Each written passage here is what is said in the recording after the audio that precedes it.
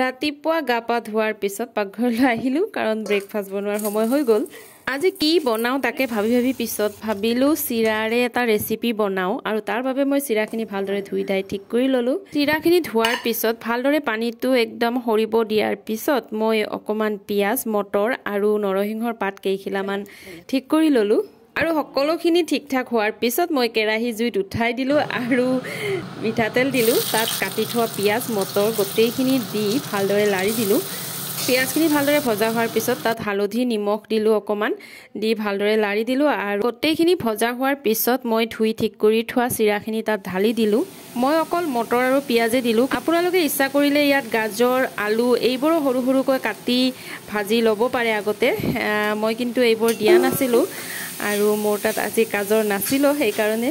আৰু চিৰাখিনি দিয়াৰ পিছত মই ভালদৰে হেতাৰে চিৰাখিনিৰ সৈতে গোটেইখিনি ভালদৰে ভাজি ললো। আৰু চিৰাখিনি বেছি সময় ভাজিব নালাগে, যেনিবা অকমান এনেই লাৰি দিব লাগে। আৰু গোটেইখিনি হোৱাৰ পিছত মই তাত অকমান চেনি আৰু ঘি দিলো।